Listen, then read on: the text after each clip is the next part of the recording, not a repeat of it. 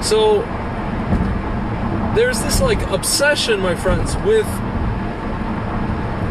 I guess, Israel being the Robin to America's Batman. You know, America does something in the world, you know, whether in geopolitics, military, Israel has to be on board, Israel has to agree with everything, openly, you know, and it's like, we're like attached at the hip. No, listen, we share certain values, not all the values. You know, if you go to Israel, there's certain values that are, you know, or like in America, there's certain Western values, and this is a separate conversation, certain values that are not shared in Israel, you know? Certain values that are shared, but at the same time, we are, and Israel is an independent nation, we're a sovereign country, sovereign nation. We're not the 51st state of America. You know, we're very grateful for whatever America's done on, I don't know, the international stage, but at the end of the day, Israel does what it needs to do, or has to do what it needs to do, and it's healthier for it, as opposed to looking for every single cue from Israel every 2 seconds, from America, you know. And if you guys want to get into a discussion, you know, what about Trump now that, you know, that he's in, and he recognized Jerusalem as the capital, and he recognized the Golan Heights, and he approved this and he approved that. I'll tell you guys, that's a whole separate conversation that has a lot to do with, you know, the brothers that are Esav and Yaakov. And, you know, right now we're in an era where basically a tikkun is being made, right? So we understand that we are in the process of the Mashiach process, you know? We're in the times of the Mashiach process. So everything that we're seeing before us is actually part of that story, part of that trajectory. So now to answer the question, if America falls and Israel's going to fall with it and the world's going to fall with it, no, my friends. Now that we are in the Mashiach stage, you know, we have gotten a rubber stamp from Shemaim and a rubber stamp from HaShem. Now everything that happens from here on in, basically since I think Trump announced his candidacy, and ever since he got into office, everything from then going forward is basically the machination of Mashiach. So now if you're thinking about, like, God forbid something might happen to America, just understand that it's part of the Mashiach process of, you know, Esav slowly declining, not overnight, and Yaakov rising. And also, the rest of the world looking not to America for cues on values and, you know, how we should live and how we should operate and all this kind of stuff, and even economics and even you know, medicine, but the world shifting its eyes from America to Israel. Again, it doesn't mean that America's bad or anything like that. It's just a natural progression of things. You know, this is something that Rav Kook wrote about, other sages wrote about it. You know, it's in the Midrash, it's in the Talmud, it's in a lot of places. What I'm saying is not crazy talk. You know, and it's interesting to me that, like, a lot of Orthodox Jews who are kind of stuck in this, like, America and Israel, rah, rah, rah, sis pum ba paradigm, it's almost like they forgot about this whole thing. You know? Listen, guys, I really hope that America prospers and it goes on and there's no riots and there's no decline and there's no, you know, Antifa, there's no attacks. But the thing is like this, if that continues, on the one hand, you could say, like, well, you know, are the Jews going to go home? You know, from what I see right now, there's a lot of Jews in America, especially Orthodox, who want to go home, and even secular people who say they want to go home to Israel, but the thing that's stopping them is, well, I'm just really comfortable here in America. And now that they see that the comfort is not so comfortable, or the comfort is not, you know, it's fleeting, it's an illusion, you know, the more anti-Semitism continues, the more people want to leave. You know, it's funny, like, I always say, you know, people should leave for the right reasons. They shouldn't leave because, you know, the Cossacks are chasing them with machetes.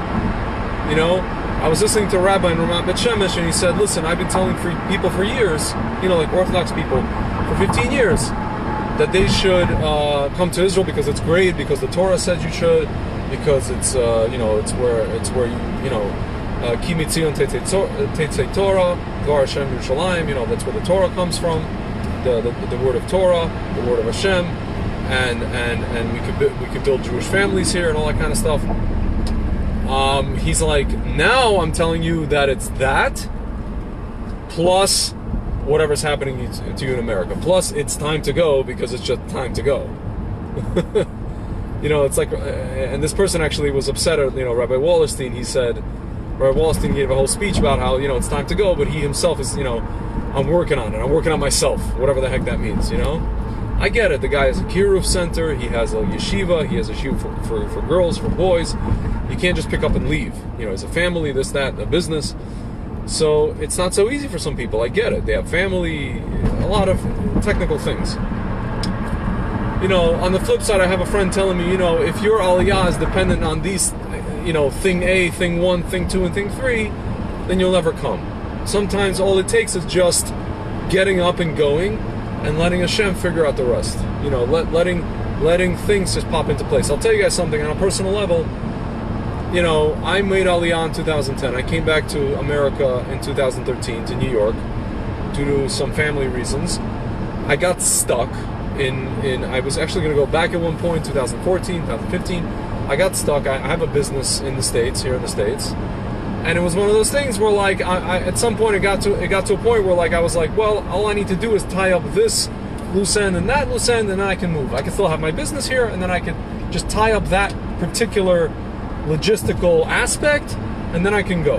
And then I realized that logistical aspect that I was waiting for it to close or to finish or to be tied up, I realized it was not going to happen anytime soon, and I was going to be waiting and waiting and waiting and waiting. And then I have to take action, as they say on Wall Street, as we used to say on Wall Street, motion creates emotion. And you know what, guys, I'll tell you something. I moved, and granted it's easier for me, I'm a single guy. I made the plunge, I made the movement back in January, and all of a sudden, even during coronavirus, from January till today, all of a sudden things started moving in my business.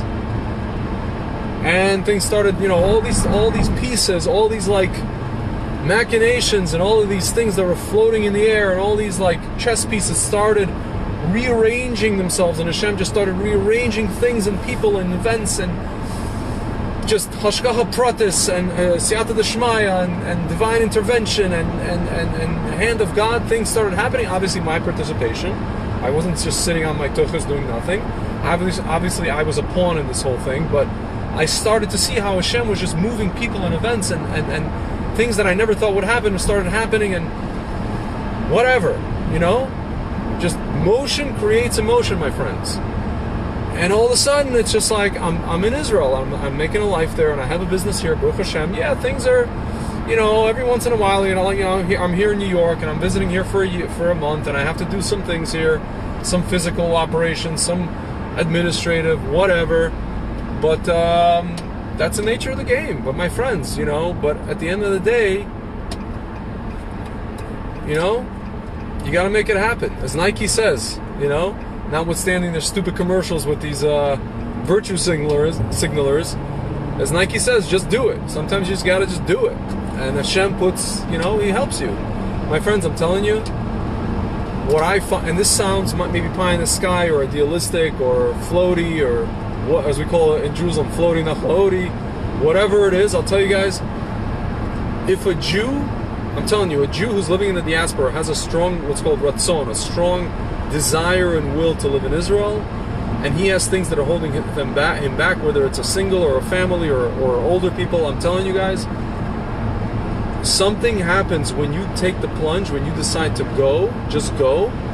And don't get me wrong, that's not to say that there's not challenges and all kinds of stories and all kinds of things that happen, but I'll tell you guys, Hashem moves mountains for you to be able to go home to your land, to the land that He wants you to be in. And you literally, as my friend Nachliel Sullivan says, you literally just figure it out. When people ask, how this and how that and how that, I'll tell you guys, Orthodox people who claim to have bitachon in Hashem, who claim to be this, and we're learning Torah, and we're doing this, when it comes to Israel, and, having an income and having a life and having building your family and living there, their main question is, what's gonna be? Or in Yiddish, as we say, what's Zion? What's gonna be? How am I gonna this and how am I gonna that? And Bituach Leumi and the bank and then this and the real estate and this and kids' school and that. They just can't imagine it. They don't understand what they're if they have any relatives like what they call Yerushalmis, their relatives who live in Israel, who their families moved in the 1800s. They don't understand what those people had to go through. They don't understand the relative ease that it's. You can go on kayak today, get a price for a ticket. Go to Nefesh B'Nefesh. There's an organization that helps you from every step of the way. They hold your hand like a little child, like a little baby, through the whole process. And then some once you get there, and then you got resources for jobs and events and people asking about language. I don't know Hebrew. You know how many Anglo people live in Israel? How many people live in Israel for 10 or 15 years? And they're just living there for years and years, and they have kids who know Hebrew, and they themselves don't know. It's like, yeah, I always wonder, guys. I'll tell you something. I'm a former Soviet. I was born in the Soviet Union. My parents, when they decided to move to America, they didn't ask the question, how am I going to learn the language? How this, how that? Guys, I had a few relatives who came to America in 1975. When we came to America in 87, they still didn't know English. And I remember, to this day, some of these people don't know English. It's the year 2020. They've been in America for 45 years. They still can't speak proper English. They live somehow. Some of them make money. Some of them don't. I don't know. But they live. They're not dead. They're not on the street. They're not homeless. The earth didn't swallow them up like Korach from last week's Parsha. My friends, I don't know. I mean, people, it's just funny to me how, and then people are, what about the language and what about this? My friends, I'll tell you something. We're getting to a point in Jewish history, at least in America, I mean, definitely in Europe, where basically you're not going to have a choice. No one's going to care if you know Hebrew or you're able to do to have parnasah or able to have a job. All that's going to matter, my friends, very, very soon, sooner than you think, you're going to have to decide. It's either your money or your life. It's either your nice little mansion in wherever it is that you live, in whether it's in New York or Los Angeles, in Miami and Chicago, or it's your life. I'm telling you guys, I don't want to be an alarmist. I'm just telling you guys, Israel is great. Everybody should come there because it's one of the mitzvahs in the Torah to live in Israel. And I don't care about your, philosophy on quote-unquote Zionism or your, shita on this or your philosophy on that, and your Rebbe says that, and your Rabbi says this, and Rav Shach says this, and these say people this, and Sion and that. It doesn't matter anymore, my friends. We're in the year 5780, 2020. We're in the Mashiach era. You'd be stupid to say otherwise. I know a couple of people who deny this, what I'm saying. Maybe it's because they're blind, or because I don't know what. They want to stay in Gullus. I don't know what's wrong with them. Their head is a little screwed on backwards. Okay, so that's it. That's really it, my friends. My friend's asking, what about for a 57-year-old female? I heard there's no jobs for people like me. Listen, my friend, in Israel, I'll be brutally honest with you. You have to create things. You have to create things that weren't there. Create things from scratch. If you have a talent, start something, do it, use it, and have emunah on HaShem. I don't know what to tell you. Again, I'm asking you a question. 57-year-old female, if somebody comes to you with a machete and says, get the heck out of my country, what are you going to do? You're not going to move to Israel because there's no jobs? And you may say, well, that's not happening yet. It's about to happen. I had friends that say, well, when that happens, I'm going to leave. When that happens, it's already too late. The building is burned down. What, you want to... it's like somebody asks you a question. If you're in a building and it's burning, when do you run out of the building? When the fire just started, or when you realize you can't put out the fire, and it's already blazing? You're gonna try to run out of the building? No, it's already too late. You have to wait for the fire department. You have to wait for the magic flying carpets from El Al, if it's even gonna be existent as an airline. I don't know if you guys heard, El Al's about to close down as an airline because of lack of funds, and the Israeli government has to resuscitate it with a life support machine, of money that I don't know where they're going to get it from. America, printed, I don't know what. So, listen, my friends, you're asking a lot of good questions in a normal situation. What am I going to do here? What am I going to do there? How this, how that, family, job, this, that. My friends, I'm telling you, it's getting to a point where your wonderful, legitimate, seemingly legitimate questions are going to be irrelevant. We're almost there. We're almost at the point of irrelevance, my friends. I'm sorry to tell you. And we're definitely at the point of no return, as far as the Geulah is concerned. As far as Mashiach and irrevocable, it being irrevocable and irreversible. The question is, my friends, right now we kind of have a little small Swiss Army knife at our necks. It's got to get to a point where we're going to have a bunch of machetes, and then maybe a couple of guns and a couple of RPGs. Maybe a nuclear weapon, Has v'Shalom, who knows? I mean, figuratively speaking, My friend, that's where we're at. That is where we're at. And I hate to be, again, I'm not trying to sit here and be like an alarmist. I'm just telling you guys, HaShem wants us home. And he sees that, all the people that supposedly learn the Torah and claim that they're all religious and they learn the Torah and all these wonderful things, but you guys are sitting here in Muncie and in Passaic and all these other places. I would love to go. I am second generation of Holocaust survivor. I've been seen it lately. Similar stuff happened before. Yeah, listen, I mean, don't leave Israel. Again, don't leave Israel because of machetes at your neck. By that time, it's going to be too late. Mother just mentioned to me yesterday, she said, Tzvi, somebody was looking for you on your old Facebook account and they can't find it because, I guess Facebook decided to disable my old account. And they said, and I asked them, why do you want to speak to them? They said it's a person. She's a Russian-speaking Jewish woman in I think Missouri. Where does she live? Missouri, maybe South Jersey. It's either Missouri or South Jersey, which is kind of like two places that are far apart from each other. But kids, she wants to make Aliyah. She has relatives who live in Israel. She's in her 60s or 50s, Russian-speaking Jewish woman.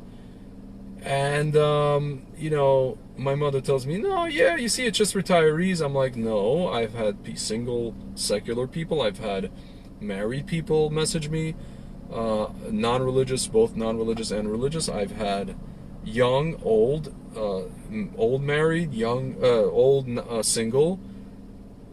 My friends, it's everybody. I've had every type of Jew message me about Aliyah. Tzvi, what do I need to do? Where should I go? What do you recommend? What city? What this? What that? Jobs? This, that. Sometimes I can help them. Sometimes I can't. But my friends, I'll tell you again. To answer the point from the beginning of this video about America and Israel, I'm telling you guys, Israel is going to be the country, the land that the world is going to look for guidance. Yes, tiny, what I call French fry Israel, the size of a French fry. It looks like a French fry on a map right now. That's what our enemies want us to retain. Even if we get Judea and Samaria, it still kind of looks like a home fry, home fry potato. I mean, and this is the land that the world is going to be looking to for guidance and for and I think the world's paradigm is going to shift from what's called hard power or even soft power to spiritual power. So if you're talking about spiritual power, in the words of Dave Chappelle, look no further, you found him. I took that quote from from probably the worst skit of Dave Chappelle. It's not the worst, it's actually very funny, but the name of the character from his show, of that quote, who said that quote, was a guy by the name of Clayton Bigsby. He was a black white supremacist. So this new journalist is looking for Clayton Bigsby, and so he was looking for a white supremacist. He didn't realize he was black, so he finds the guy and he says, "Are you Clayton Bigsby?" He said, "Look no further, fella, you found him." So my friends, in the words of Clayton Bigsby, you guys looking for the spiritual, if the world is going to be looking for the spiritual guidance to guide it into the next era, the next epoch of humanity, of life, of where we're going with this whole thing, look no further, you found him. It's Israel. Israel's real. Israel is real. That's the story, my friends. And yeah, so for all you guys who are asking the question, how, what, why, this, that, guys, I'm challenging you. For you religious Jews, if you're learning the Torah and you're learning, you know, you're talking about emunah and bitachon and all these wonderful things, guys, I urge you to learn the books on these things, Shar Bitachon, Rabbi Nachman, all these other things, because you know what, guys, very, very soon, we're all, by hook or by crook, whether we like it or not, want to or not, or ready or not, we will be going home to the land of our fathers, our forefathers and mothers, and it's the land of Emunah. Yeah, it has its issues, it has its problems, bureaucracy, all this kind of stuff, but I'll tell you guys, it's home, and HaShem wants us there now. He's showing us little by little that he wants us there now, and I'll tell you guys, unfortunately, when the dust settles with all this Corona stuff and all this Black Lives Matter stuff and Antifa stuff, you know, they're going to be turning, the people that don't like Jews so much in America are going to be turning their gaze at us. They didn't forget about us. Don't get it twisted. You know, you know, as Freddie Mercury said, the show must go on.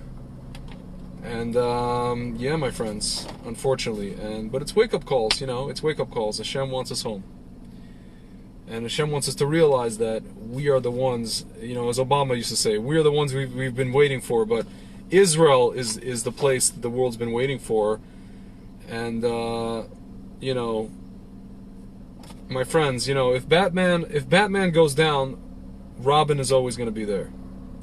And you know what? But you know what? We're not the Robin. We are actually something else. We are something completely different. We're on a different plane of existence. And yeah, guys, that's what we have to remember. All right. I'll talk to you guys actually maybe tonight, maybe later tonight. We'll see. All right.